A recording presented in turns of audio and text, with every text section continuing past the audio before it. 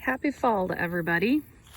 This is the time of year that I start getting questions about mouse guards on your hives. So I thought I'd make a real quick video just to show you what I do in my bee yard. So to give you kind of a point of reference on date and weather, it's October 12th today, and the temperature is about 72 degrees and sunny. This is the kind of day that you want to put your mouse guards on. The idea is that if it's warm out and the bees are active, you can see that they're all flying here. If they're active, they're gonna drive a mouse out of their hive. If it's really cold and they're clustered together in the hive, then they don't have the ability to chase a mouse out. So you want to be sure that you put your mouse guards on a day like today to be sure that you don't accidentally seal a mouse inside there.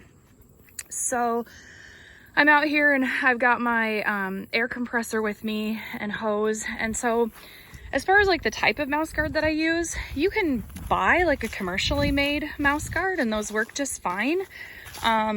What I do is I just use hardware cloth, and I'm gonna just show you what I've got here. I have a piece of, this is about 1/4 inch square hardware cloth that I've cut to just kind of fit this opening here. And so I cut it just to fit exactly so that there's not, sorry, it's so sunny, it's hard to get a good video here. So there's not a lot of like gap room on the edge where a mouse could sneak in. And the bees are usually pretty good natured when I'm doing this, but you might give them a little puff just to be sure.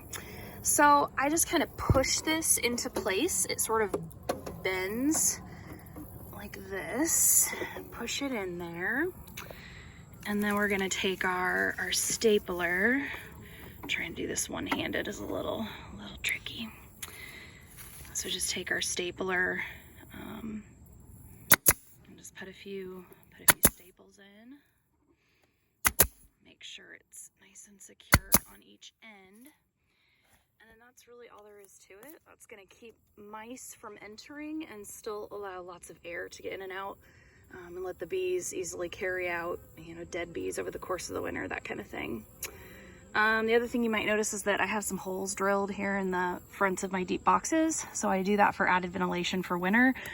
And a couple years ago, I just started cutting little pieces of hardware cloth and stapling over those as well, just because that's another, potential entry point for a mouse. So I also get a lot of questions this time of year about screen bottom boards. So if you were looking real closely here, you'll see this is a screen bottom board that I have this hive on. I do not close those up in the winter. Those roll all winter long wide open.